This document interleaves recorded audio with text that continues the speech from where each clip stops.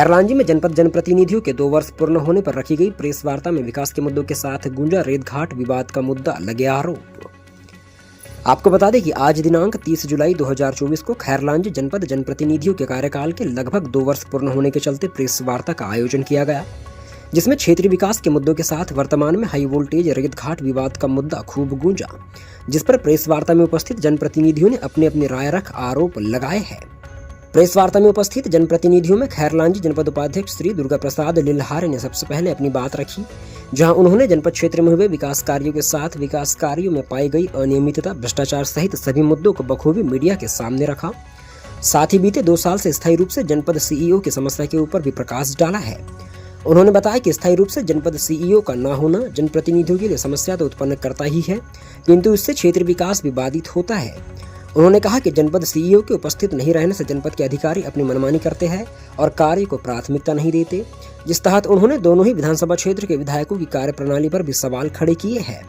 साथ ही वर्तमान समय में चल रहे रेत विवाद पर भी जनपद उपाध्यक्ष दुर्गा प्रसाद लिल्हारे ने अपनी बात रखी है। इसी कड़ी में श्री गिरीश बिसेन, पूर्व जिला पंचायत सदस्य श्री राम कुमार नकपुरे, सामाजिक कार्यकर्ता श्री भारत शिवहरे ने भी अपनी बात रखी, जहां उन्होंने क्षेत्रीय मुद्दों के साथ रेत विवाद को लेकर जनपद पंचायत अध्यक्षा श्रीमती आसू गुनाराम बघेले पर सीधे आरोप लगाए हैं। श्री गिरीश बिसेन व राम कुमार नकपुरे ने कहा कि जनपद अध्यक्षा एक जनप्रतिनिधि है, कोई अधिकारी नहीं, जो रात के 12 बजे रेत के मामूलात करने अकेली जा रही है। जनप्रतिनिधियों ने अध्यक्षा आसू गुनाराम बघेले पर आरोप लगाया है कि प्रशासनिक कार्यप्रणाली को दरकिनार करते हुए वे अपनी मनमानी कर रही है और प्रशासन पर झूठे आरोप लगा रही है, जबकि क्षेत्र में जनचर्चा है कि उन्होंने रेत ठेकेदार से लगभग 50 लाख रुपए की मांग की थी। जनप्रतिनिधियों ने कड़ाई के साथ जनपद अध्यक्षा श्रीमती आसू गुनाराम बघेले की कार्यप्रणाली की निंदा करते हुए उन पर रेत ठेकेदार से मोटी रकम मांगने के गंभीर आरोप लगाए हैं। देखिए पूरी खबर। खबर के तीर न्यूज चैनल के लिए संवाददाता संतोष सोनवाने की रिपोर्ट। सर, आज प्रेस वार्ता आयोजित की गई है आपके द्वारा, क्या है पूरा विषय? मेरा नाम दुर्गा प्रसाद लिल्हारे है, मैं जनपद उपाध्यक्ष खैरलांजी। मेरे द्वारा प्रेस वार्ता रखने का कारण ये है कि आज हमें लगभग 2 साल पूर्ण हो चुके हैं। जनपद के हमारे जो प्रतिनिधि बनने के 2 साल पूर्ण हो चुके हैं। 2 साल में जो उपलब्धियां हमारे द्वारा हुई या जो लोगों के काम पर हम लोग जिस टाइप से हमने काम किए, जो लोगों काम पर जो खरा उतरना था, इन सब बातों को लेकर आज हमने प्रेस वार्ता बुलाई है। और बहुत सारी ऐसी अनियमितताएं हैं जो पूरे क्षेत्र में चल रही है, वो सब शासन प्रशासन से अवगत कराने के लिए आपके माध्यम से हमने प्रेस वार्ता बुलाई। इस प्रेस वार्ता में मैं खुद यहाँ उपस्थित हूँ, मेरे साथी आदरणीय गिरीश बिसेन जी उपस्थित है, हमारे जिला पंचायत के पूर्व सदस्य आदरणीय राम कुमार नकपुरे जी है, हमारे जनपद के साथी द्रोण कुमार डोहरे जी है, हमारे मुकेश निमजे जी साथी है, हमारे जनपद सदस्य आलोक पाटिल जी है, हमारे जनपद सदस्य मुन्ना लिल्हारे जी द्वारा प्रेस कॉन्फ्रेंस रखी गई। क्या विषय है? विषय ये है कि विगत 2 वर्ष हो चुके हैं जनपद में हमें प्रतिनिधित्व करते हुए। 2 वर्ष में हमने जैसे लोगों से वादा किए थे कि हमें क्या क्या काम करना है लोगों की समस्याओं पर, वो काम तो हमने जितना हो सके भरसक हमने प्रयास किए, पूरे प्रतिनिधियों ने प्रयास किए।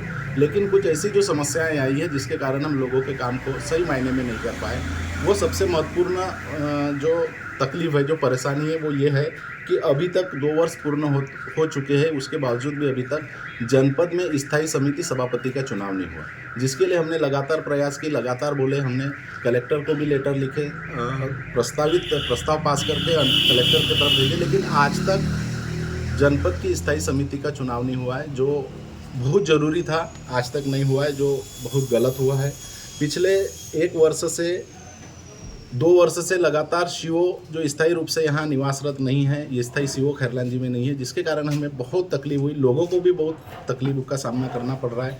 जब भी जनपद आते सीओ की मांग लगातार उठ रही है, लेकिन सीओ नहीं होने के कारण बहुत तकलीफ आ रही है। लगभग 6 महीना ही यहाँ सीओ अभी तक रहे हैं, नहीं तो जो भी रहे अस्थायी सीओ रहे, कभी भी आते कभी भी जाते, कोई फ़र्क नहीं पड़ता उनको, यहाँ के अधिकारी कर्मचारी को कोई फ़र्क नहीं पड़ता जो कभी भी आते। इसकी एकमात्र वजह यहाँ सीओ का नहीं होना। तीसरी सबसे बड़ी समस्या है कि शॉपिंग कॉम्प्लेक्स बन के तैयार हो गया है। तैयार होने के बाद पिछले 1 साल से तैयार है, लेकिन अभी तक उसकी नीलामी नहीं हुई। लोग हमसे बार बार सवाल पूछते हैं कि शॉपिंग कॉम्प्लेक्स क्यों नीलाम नहीं हो रहा है।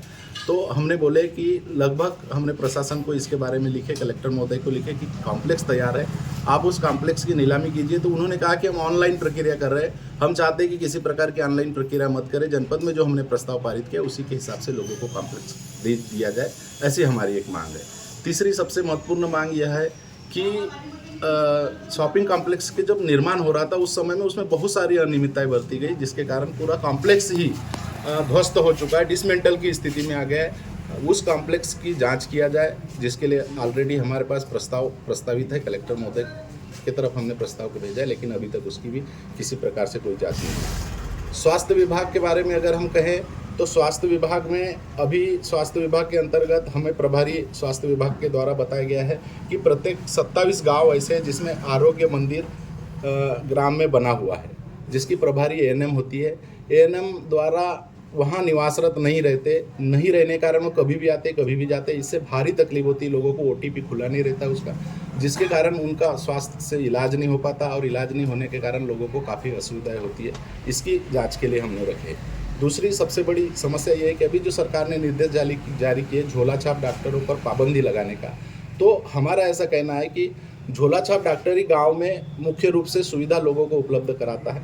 अगर ऐसी परिस्थिति में झोला छाप डॉक्टर को ही बंद कर दिया जाए या उसको रोक दिया जाए तो इसमें काफ़ी अनियमितताएं होगी, काफ़ी परेशानी लोगों को बरतना पड़ेगा। क्योंकि कोरोना जैसी महामारी में अगर सबसे ज़्यादा ग्रामीण क्षेत्रों में किसी ने काम किया तो झोला छाप डॉक्टरों ने ही लोगों को बचाने का काम किया है। तो ऐसे लोगों पर सरकार जो कार्रवाई कर रही है, कार्रवाई को तत्काल रोका जाए और उन डॉक्टरों को अपनी सेवा देने के लिए रखा जाए, यह हमारी मांग है। तहसील कार्यालय की अगर हम बात करें तो ऐसा प्रतीत होता है जैसे खैरलांजी क्षेत्र में जो तहसीलदार है वो जो जिले भर से या प्रदेश भर से जो तहसीलदार नहीं चलते पूरे प्रदेश में, ऐसे लोगों को यहाँ ला दिया जाता है। जो छोटे छोटे मामले हो, चाहे वो फौती का मामला हो, चाहे वो किस्तबंदी का मामला हो, चाहे वो ज़मीन का छोटा मोटा विवाद हो, रास्ते का विवाद हो, ऐसे मामले जो 4 से 10 दिन में ख़त्म हो जाना चाहिए, तहसीलदार उनको 1-1 साल 1.5 साल तक चलाता है। ऐसे तहसीलदार को यहाँ ला दिया जाता है। ऐसे तहसीलदार को भी यहाँ से तत्काल हटाना चाहिए, ऐसी भी हमारी मांग है।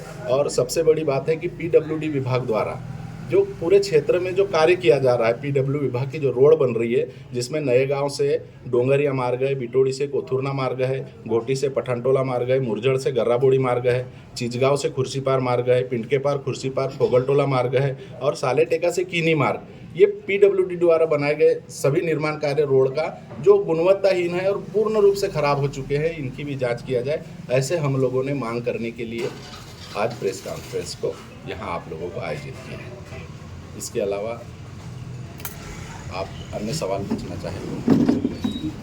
सर, एक सवाल मन में था जो आपके द्वारा अवगत कराया है कि यहाँ विगत 2 वर्षों से सीओ साहब उपस्थित नहीं है, तो सर आप इसे किसकी उदासीनता कहेंगे? ये प्रशासन की उदासीनता की या किसी जनप्रतिनिधि का हस्तक्षेप? नहीं, जनप्रतिनिधि का हस्तक्षेप नहीं कह सकते हम। हमने सारे जनप्रतिनिधियों को लगातार इसके बारे में अवगत कराया, लेकिन ये प्रशासन की उदासीनता है जिसके कारण यहाँ स्थायी सीओ ने भेजकर अस्थायी सीओ को भेजा जा रहा है, जो कभी भी यहाँ आते कभी भी जाते, कभी आते हमें अभी जो नया सीओ यहाँ वर्तमान में है जैन मैडम, उसको तो हमारे सारे जनपद सदस्यों ने देखा तक नहीं है।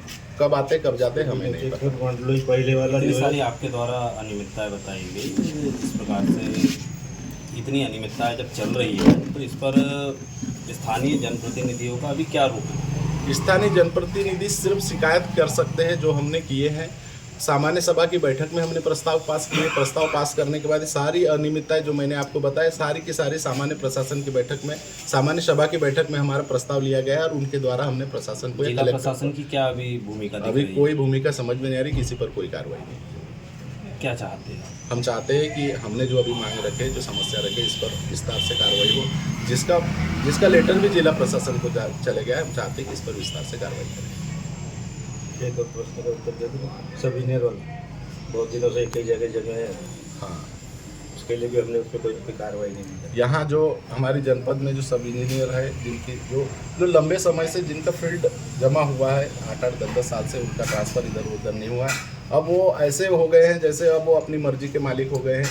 वो आते जाते, कब जाते, जनपद में लगभग आना नहीं होता, हमेशा फील्ड पर रहते।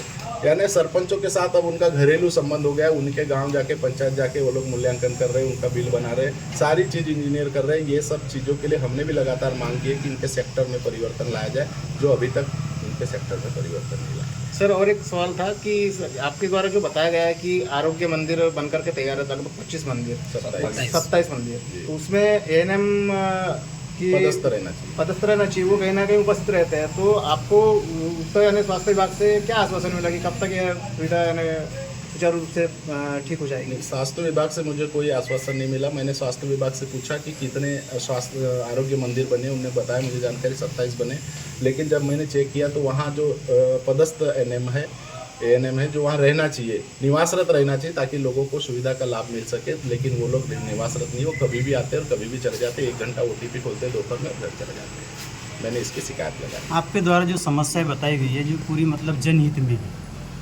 कहने के लिए तो खैरलांजी जो जनपद पंचायत है, इस पर देखा जाए तो 2 विधायकों का प्रभाव है। एक कटंगी विधानसभा, एक वारासिनी विधानसभा। इस जनपद के लिए 2 विधायक आते हैं।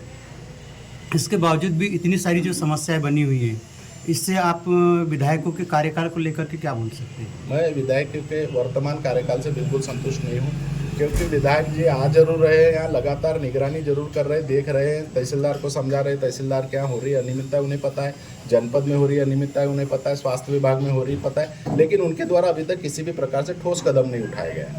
हमेशा उनके द्वारा आते हैं, चेक करते हैं, उनके सामने लोग शिकायत करते हैं, वो लोग चले जाते हैं, लेकिन अभी तक किसी प्रकार से ठोस कदम नहीं उठाया गया। मैं चाहता हूँ कि वो लोग भी इस पर ठोस कदम उठाएं। महोदय, किस विषय को लेकर के आपके द्वारा प्रेस बोला? सबसे पहले तो मैं अपना परिचय देता हूँ। मेरा नाम गिरीश बिसेन, गाँव बजियादन है।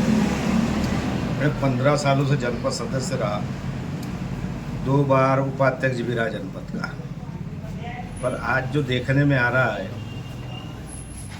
जनपद जो पहले के हिसाब से चलना चाहिए वो नहीं चल रही है। कोई देखने वाला नहीं है, CO नहीं है, ये तो भैया ने बताई थी। तहसील का भी हाल है, वो भी आपको मालूम, हॉस्पिटल का भी हाल है।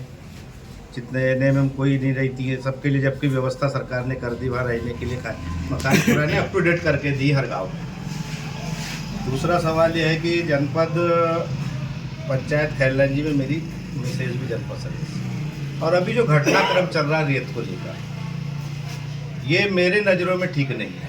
मैं जनप्रतिनिधि हूँ, मैं अधिकारी नहीं हूँ। अगर कोई कहीं उत्खनन हो रहा है या कोई चीज़ें हो रही है तो उसको मेरे को पहले माइनिंग वालों को, उसके बाद थाने वालों को सूचना देने के बाद ही अपने को कहीं जाना चाहिए। हमको पकड़ने का अधिकार नहीं है, चाहे रात हो या दिन हो। अधिकारी पकड़े, उसके साथ हम रहे। अगर कोई जाता है तो ये, और इससे क्या हमारे जनपद की बदनामी हो गई। जैसे मैंने आपके इसमें देखा था कि 40 ट्रक वालों के बयान थे और वो मालिकों को 40-40 हज़ार रुपये मांगते हैं, ये ठीक नहीं है। इससे जनपद बदनाम हो रही है। उनको पैसा मिल रहा है नहीं मिल रहा है हमको नहीं मालूम, लेकिन जनपद के जितने सदस्य, उपाध्यक्ष जी भी है साथ में, उनके सदस्य लोग हैं, ये फालतू में बदनाम हो रहे हैं। इस पर रोक लगना चाहिए। मैं जनप्रतिनिधि ने बिल्कुल नहीं जाना चाहिए, और रात को तो और नहीं जाना चाहिए। ये मेरा सबसे कड़ा विरोध है कि जनप्रतिनिधि ने बिना अधिकारियों के इस पार्ट पे नहीं जाना चाहिए। अगर गया है तो जनप्रतिनिधि गलती है। जैसे आपके यहाँ पे एक विषय चल रहा है अभी कि जनपद अध्यक्ष के पति पर अपराध दर्ज हो चुका है, और ऐसी लगातार शिकायत होती जा रही है कि पैसे की मांग की जा रही है, तो इस वक्त क्या रुख रहेगा? पैसे की मांग की जा रही है, अब ये तो मैंने नहीं सुना, लेकिन उन पर FIR दर्ज हुई है 2 लोगों पे, ये तो मैंने सुना है। और वो होगी भी 3-1-10 की धारा और लूट की धारा है।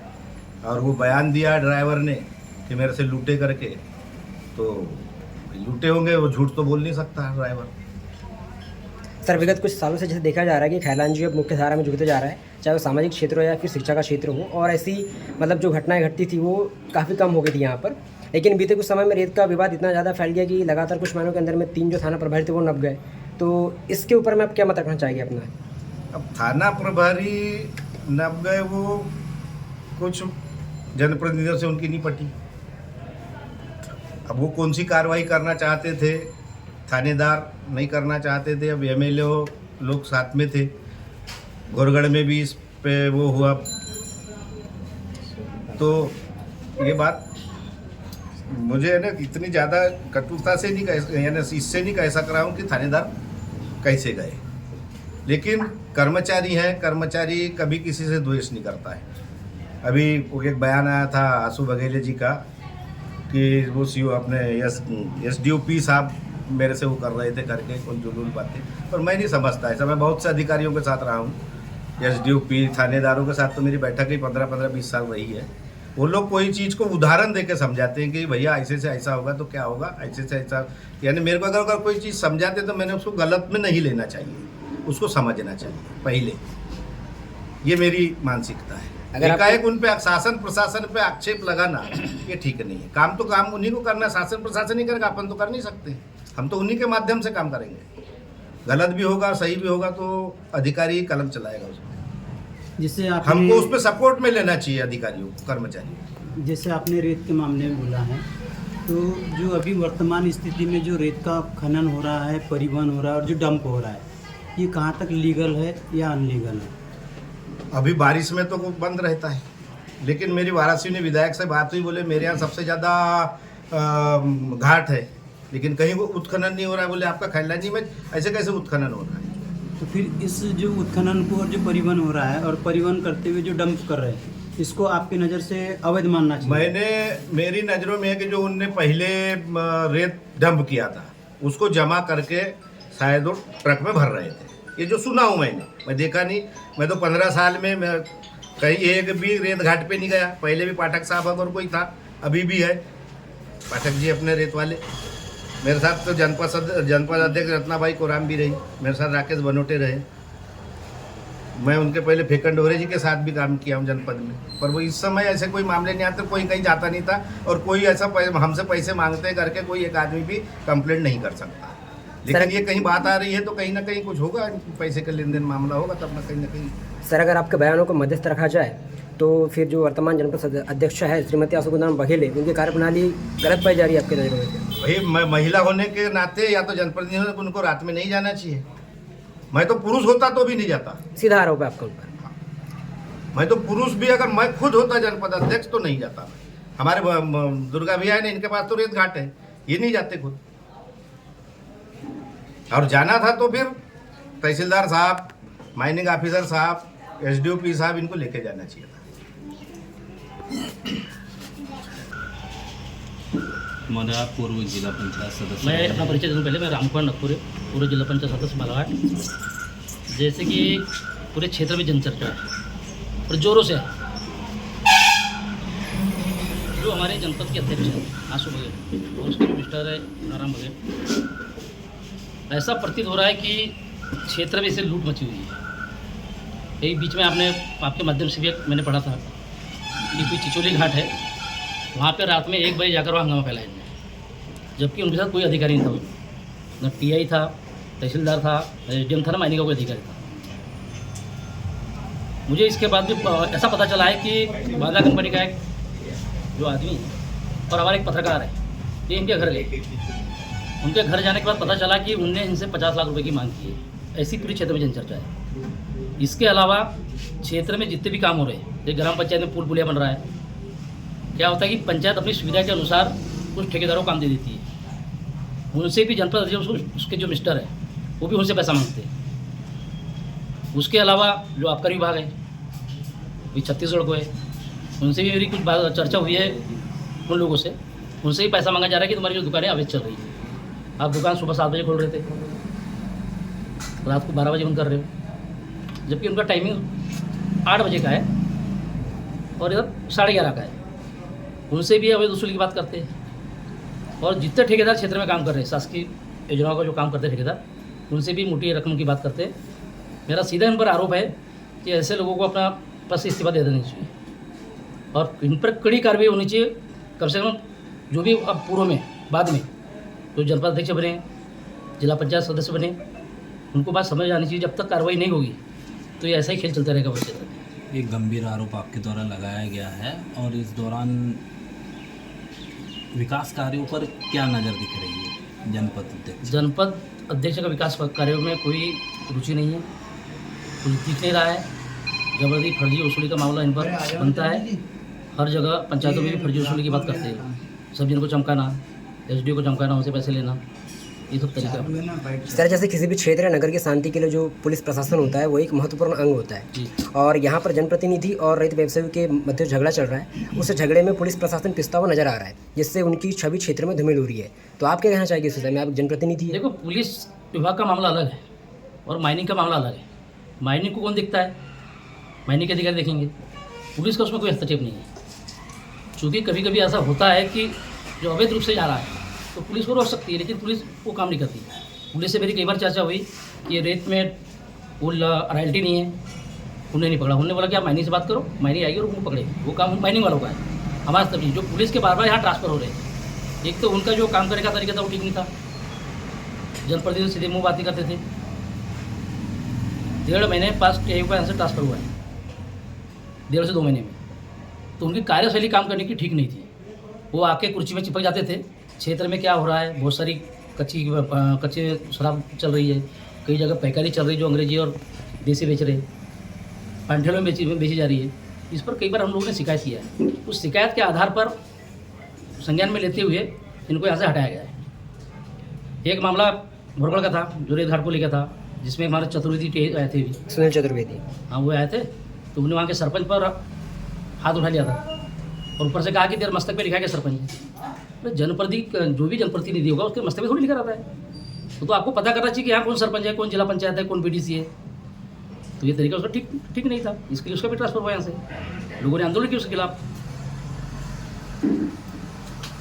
वैसे जो अवैध तरीके से जो आरोप लगा रहे थे कि जो रेत का परिवहन हो रहा है, जो डंप हो रहा है, इस संबंध में आप लोगों ने देखो कई होता क्या है शिकायत की कि जो ठेका हुआ है इनका 30 जून तक रहता है काम। 30 जून के पहले इन लोगों ने माल डंप किया, जो माल डंप है उसको तो बेचना पड़ेगा। तो उसके बाद उनको रॉयल्टी मिली, उसकी बेचने की परमिशन मिला उनको, कलेक्टर ने परमिशन दिया, माइनिंग ने परमिशन दिया, बेच रहे भी। अभी भी चालू है काम उनका, जहाँ डंप मिला हुआ है। बाकी घाट तो बंद है अपने क्षेत्र की, सिर्फ कटंगी क्षेत्र में शायद मेरे ख्याल से चिचोली चालू है और बुनकटा चालू है। तो ये तो बेचेंगे वो लोग, उन्हें ठेका ही लंबे पैसे देके लिया है।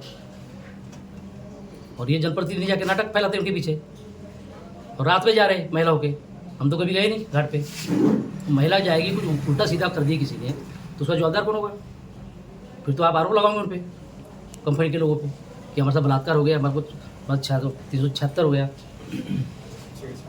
सर एक 600 हमारा छेड़छाड़ हो गई। तो इसका जवाबदार कौन होगा? अरे आपको जाना है तो अधिकारी को लेके जाओ ना भाई। कलेक्टर, तहसीलदार से बात करो, आप एडीएम से बात करो, माइनिंग वाले से बात करो, पुलिस विभाग है यहाँ पर, उनको लेके जाओ साथ में। आप जनपद अध्यक्ष हो जनपद के, आपने ऐसे क्यों नहीं किया? इससे साफ मंशा समझ आ रही है कि इनकी मोटी रकम की लेने की जो चर्चा सामने आ रही है जनचर्चा पूरे क्षेत्र में। उसमें एक पत्रकार भी गया था और बांधा कंपनी का आदमी भी गया था। उनके सामने उन्हें 50 लाख की डिमांड कंपनी के सामने रखी। 50 लाख बहुत होते, 1000, 5000, 10,000 की बात होती तो हो जाता काम। और काम भी सही चल रहा है उनका, क्यों देंगे पैसा कंपनी के लोग? तो गलत है ना। मतलब आपका कहना है कि कंपनी ने श्रीमती अध्यक्ष महोदया की मंशा को मतलब पूर्ण नहीं किया, इस वजह से भी इस तरह से आरोप लगा रही है। सर एक सवाल था सर कि जैसे अभी पूर्व में साहब के द्वारा बताया गया है कि यहाँ पे विगत 2 वर्षों से सीओ साहब नदारत है। सर आप सबसे पहले ग्रामीण और एक जनप्रतिनिधि भी रहे हैं, सर इस संबंध में क्या कहना चाहेंगे आप? देखो यहाँ पर परेशानी हो रही है, यहाँ पे हमारे जो दोनों विधायक हैं ध्यान तो दे रहे बराबर, पर जो आ रहा है वो यहाँ नहीं पा रहा है। 4 जिले उसका गायब हो जाता है वो। और दुर्गा भी है जनपद उपाध्यक्ष, ये अपना द्रोण भी है, लिमजे जी है, वो एक मतलब सभापति बैठे, वो इधर राहुल भैया बैठे उधर, वो भी सभापति है। इन लोगों ने कई बार प्रस्ताव भी लिया है, और देखो उस पर क्या कार्रवाई होती नहीं होगी तो जन आंदोलन होगा, रोड पर उतरेंगे सारे लोग।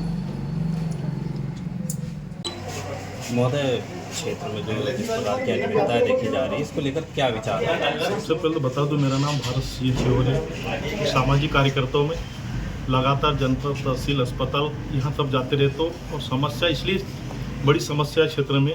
अभी दुर्गा भाई ने बताया, उपाध्यक्ष ने, अस्पताल की समस्या, जनपद की समस्या, तहसील की समस्या, ये छोटी मोटी समस्या नहीं है, पर इस पर जनप्रतिनिधियों की उदासीनता की वजह से कुछ नहीं हो रहा है यहाँ पर।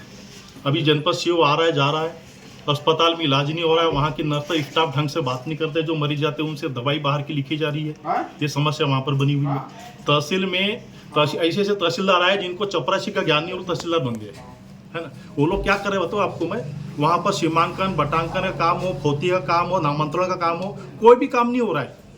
साल 2-2, 3 साल लग जाता है, पर चप्पलें घिस जाती है आवेदक की। लेकिन वहाँ पर उनकी समस्या समाधान, इसका मतलब एकमात्र ये कमी है हमारे जनप्रतिनिधि की उदासीनता। अगर वो लोग सक्रिय होते हैं तो ये सब काम समस्या खत्म हो जाती।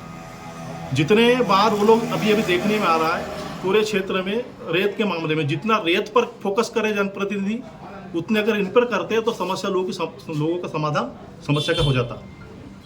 अभी पूरे क्षेत्र में अकेला रेत का पर्यावरण का मामला नहीं है, लगभग पूरे वाराणसी खैलानी विधानसभा में लगभग 50,000 पेड़ कटे होंगे, किन्नी के, आंजन के। व्यापारी लोग व्यापार कर रहे हैं लकड़ियों का, क्या उससे पर्यावरण का क्षति नहीं हो रही है? 300 एकड़ में खुदाई हुई महाराष्ट्र के ठेकेदार और कुछ यहाँ के लोग मिले हुए, कहाँ के, एमपी के लोग मिले हुए, वो दोनों मिलके डांगोरली, जो एक लड़का ही मरा था डांगोली घाट पर, आपको बताऊंगा, आपके माध्यम से पता चला था, है ना। यहाँ महलगांव, धाकौड़ा, घोटी, इधर में चिचोली तरफ, इधर मोवाड़ तरफ, इस साइड में महाराष्ट्र के ठेकेदार, एमपी कुछ लोग के साथ में मिलके वो लोग 300 एकड़ में रेत की खुदाई किया। वहां पर इन लोगों ने अभी तक कोई आंदोलन नहीं किया। भाई वहां क्यों आंदोलन नहीं किया तुम लोगों ने? क्या वहां से तुमको माल मिल रहा था? ये तो सब हो रहा है ना भाई यहीं पर क्यों? कहीं उन्हें कहीं वही बात, दूसरी बात की जो लोग चोरी कर रहे हैं एमपी में, महाराष्ट्र में रेत घाट की, वही लोग यहाँ पर आंदोलन कर रहे हैं। ये वही लोग रेत घाट पर जाके रेत घाट वाले को परेशान कर रहे हैं, अवैध वसूली की बात करते हैं। तो भाई उस पर क्यों चर्चा नहीं हो रही है? उस पर भी चर्चा होना चाहिए भाई। एक तरफ सरकार बोलती है कि भी रेत जाएगी, सरकार ने घाट नीलाम किया, घाट नीलाम करने के बाद में भी 84 करोड़ में पहले घाट हुआ था, अभी 70-75 करोड़ में घाट नीलाम हुआ। ठेकेदार बोलता है कि रॉयल्टी देना पड़ता है हमको। तो भाई तो जो पैसे जो आ रहा है, सरकार को पैसे जा रहा है, यही विधायक हो चाहे जनपद सदस्य हो, कोई भी हो, जनप्रतिनिधि, वही गौण खनिज के पैसे का इस्तेमाल आपके गांव में रोड के लिए, सड़क के लिए, स्कूल के लिए और भी कार्य के लिए खर्च कर, कहाँ से पैसे आ रहा है? भाई इस पर भी सोचने की बात है ना। जितनी भी चोरी हो रही है उस पर बात नहीं हो रही है। जो लोग जो ईमानदार से रॉयल्टी लेके माल को बेच रहा है उस पर कार्रवाई की बात कर रहे हैं। भाई छोटी मोटी जो बहुत बड़ा काम होता है तो वहाँ तो छोटी मोटी चीज़ तो चलती रहती है, लेकिन जिस अंदाज में माहौल को क्रिएट किया गया है उससे पता चलता है कहीं ना कहीं, जैसे कि रामकुमार नकपुरी जी ने आरोप लगाया है, मैं उससे सहमत हूँ कि भाई हो सकता है ऐसा भी हो। तो इन सब बातों को लेकर आज जो प्रेस कॉन्फ्रेंस किए थे, भाई दुर्गा भैया ने जनपद समस्या बताए, हम लोगों ने जो समस्या क्षेत्र में जो चल रही है, जनप्रतिनिधि उतना ही काम अगर उस पर कर ले, किस पर, अस्पताल पर, जनपद सीओ के मामले में, तहसीलदार के मामले, यहाँ पर फारिफ्टा के मामले में, तो मैं कहता हूँ सारी समस्याओं का समाधान हो जाएगा। आप लोगों के माध्यम से मैं कहना चाहता हूँ जनप्रतिनिधि को कि उस पर ज़्यादा ध्यान दे तो ज़्यादा अच्छा है।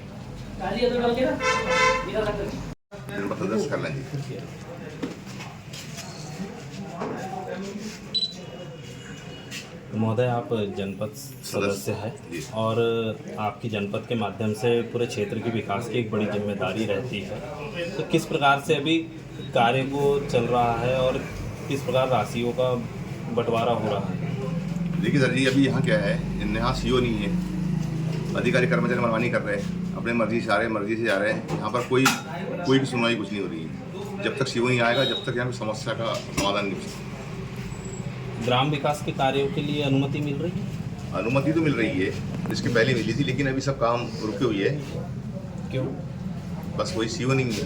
जैसे कि इतने लंबे समय से यहाँ पर स्थायी सीओ की पदस्थापना नहीं हो पाई है, तो आप लोगों ने जनपद स्तर पर क्या कार्रवाई की है कि यहाँ स्थायी जनपद सीओ बैठा है?